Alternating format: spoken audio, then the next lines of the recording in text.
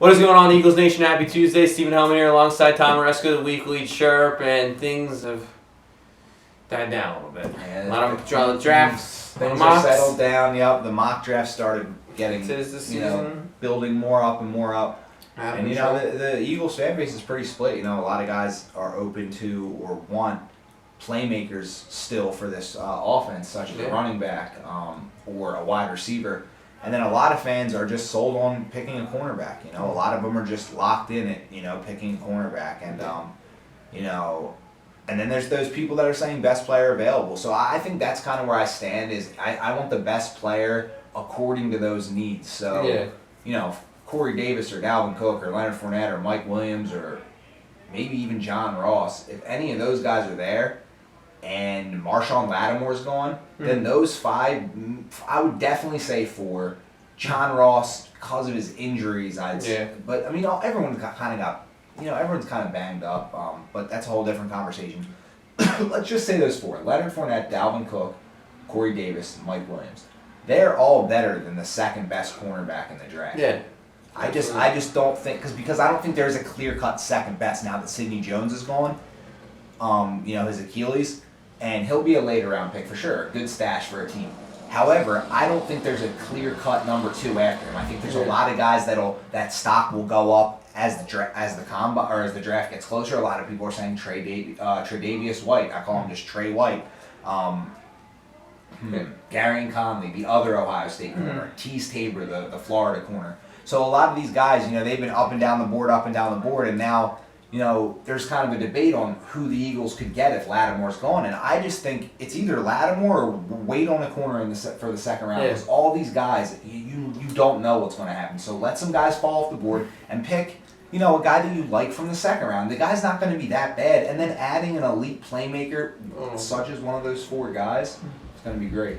Yeah, the reality of the situation is, and people don't want to hear this, is if we draft a corner first, even Lattimore, they're going to be getting burnt their first year. That's just how it goes. They're not going to come in and just shut them down. However, a lot of people make a good point in saying that that's not really how you should draft, because don't ignore a position just because he's not going to be good his rookie year. That's very short-sighted. Yeah. But I know what you mean, because that's the other side of it, because it's true. The rookie cornerback is going to come in and get beat, and fans are just going to be mad because they're going to see a guy like Leonard Fournette or Corey Davis or Dalvin Cook or Mike Williams or even maybe John Ross going nuts his rookie year. Because if you just put another skill position player in an offense that already has good skill players, they'll most likely stand out and make plays. Not stand out, but they'll make plays amongst guys. It'd be different now. Look, it'd be different if I was talking about getting Dalvin Cook when we don't have that good an offensive line. Maybe we don't have any receivers. Maybe not have a quarterback.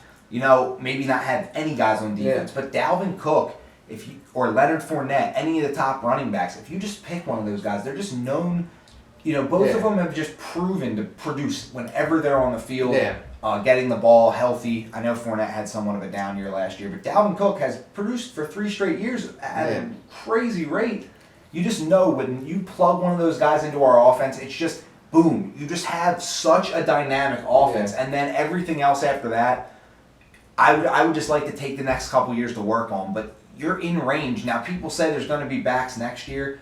That's another thing you can't do, is draft this year based on, obviously how we alluded to foreseeing that there's not really great quarterbacks, so we wanted Wentz. But at the end of the day, it's a guess for every draft pick. But at the end of the day, it really is a guess on how things are going to shake out. But Howie had the foresight with the quarterback, but I don't think you can so much draft saying, oh, well, one guy is there that's who we want, because you might not get that guy, Saying a whole group like, okay, we'll get this guy. And my thing is, you don't know if you're going to be able to be up in the range to pick a guy like Leonard Fournette, Dalvin Cook, Corey Davis. These guys are really prime prospects, and I just think that if you want to not so much complete the offense, but take it another step and add a dynamic young player to build around, or to insert into your offense that has already been built around pretty much, I think you just go skill position, and you just can't have enough insurance at those positions, because we don't know what's going to happen with Torrey Smith.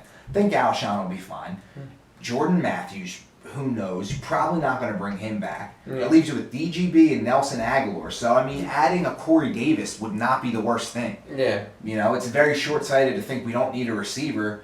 You know, I don't think we necessarily need a guy to produce this year because we have Alshon and Torrey, and they're going to get their chance, and Zach Ertz and Jordan Matthews. But next year, the Eagles are going to need to know what they're doing. And they always have Torrey as a backup option. But if Corey Davis, you draft him and he turns into the real deal, that's Alshon and Corey Davis on the outside for Carson Wentz for the next, you know, however long. So I just think it's so imminent that, you know, they're going to build around their quarterback. And I just think a lot of people that want a cornerback in the first round, unless they're targeting Marshawn Lattimore or he slips somehow, I don't think they're going to go with that. I think that they're going to maybe even move up a couple spots and make sure they get one of those, you know, one of those weapons. Yeah, I think they will too. And it's not, I don't have a problem with, you know, if they got a corner in the first round, I don't want them to do that. But if they did and they're just getting burnt, second round, whatever, like, I don't care about that. The thing is, you just need playmakers. You need a running back so badly right now that you just need to get him. Yeah. If we had like,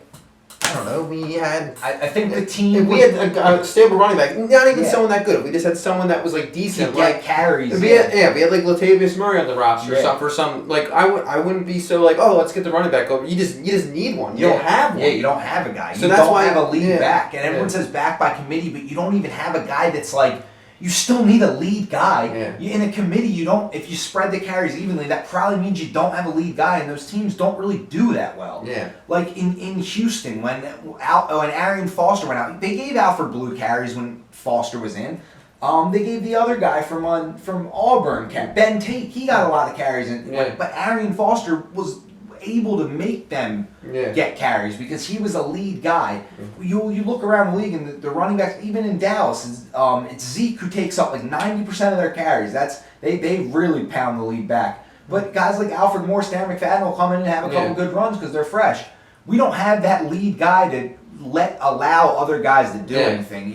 You're going to be given 10 to Smallwood, 9 to a rookie that you draft in the 3rd or 4th round, and then you're going to be giving carries to Sproles all year again, and he's going to be hurt by week 6 or worn down. So if you get a fresh young running back, you know, I'm okay with going later in the draft. That's fine. But if you can get your hands on a guy like Dalvin Cook or Leonard Fournette, there's a reason those guys are, you know, you can overanalyze all you want, but there's a reason those guys are the top 2 names because they're just so talented. I mean, Dalvin Cook just has something when he runs.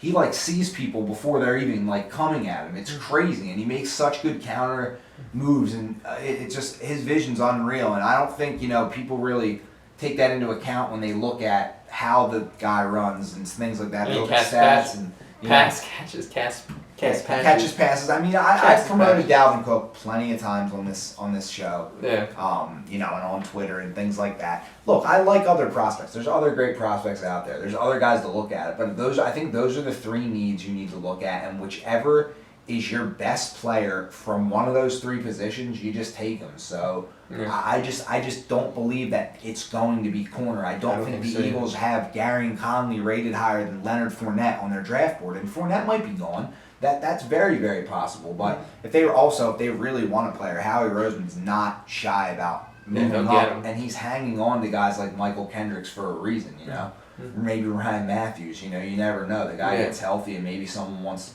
He probably would never be involved in a trade to move up in the draft. But if we gave up, you know, pick swaps, Michael Kendricks and maybe another pick, that might be enough to move up into a spot. The Saints have, you know, the 11th pick. So move up 3 spots to 11 and secure yourself, you know, maybe a Dalvin Cook or a Corey Davis. You know, it's very possible. So, absolutely. You know, I really think people, you know, are going to be happy with the pick either way, though. I think everyone's going to get behind whoever we get, and I think it's going to be a good player.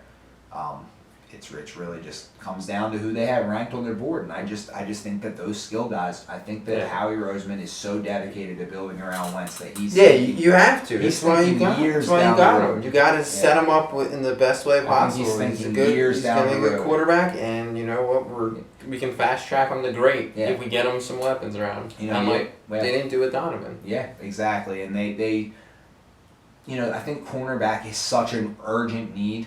but I think that they know that position will take a while in the first place. You know, I think they're going to dedicate resources to the offense because I think they're just okay with grabbing some young corners that have some potential and trying to groom them into, you know, Jim Schwartz type players. And the defense was okay last year. And the defense I wasn't said that this bad. stat to you. It was they gave up 20.6. I think it's 20.6 or 20.3 points per game last year, and you like almost 12, fell out of your chair, 12, which was 12th best. You were like, no way. Like, yeah, that's crazy. That's and they just had some. They had that stretch against the Bengals, Packers, and Seahawks that just completely made them look terrible. When you look at, you know, take away those games, obviously those games still count, but the whole team, the team didn't show up those 3 weeks on all phases. It was bad. It was like that stretch that they went through the year before. It's just, you know, they just didn't show up at all. And the games still count and stuff, and it's part of the stats, but still, with all that being said, they only give up 20 points a game. You work this offense, get weapons around Wentz,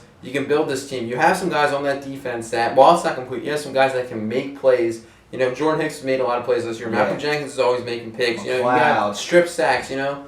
McLeod, Brandon Graham, Fletcher Cox. There is players on this there are players on this defense. Nigel Bradham had a really good year for his first year. Just came in and was a really good starter for us. Yeah, he's a really good starter for us. Just a hard hitter, and you know, had that 0 F's given attitude. And that's kind of what this defense needs. And I think there's guys in place that have that. And I think that, you know, they'll get their corners. I think they'll get their corners. But I think if you make this offense lethal, that you can go, you know, you got to build the defense. And I think we're a step ahead of, you know, Dallas in that sense. But you have to get guys, you know, on your defense that can defend the division. But you also have to put points on the board to outscore the division, because sometimes games just happen like that. Sometimes if you can outscore a team, it doesn't really matter what your defense does. And I mean, obviously, you'd love them to shut everyone down, but it's not always going to happen. So I think that, you know, it's time to, you know, it's time to see what this team really wants to build. And I think it's going to be a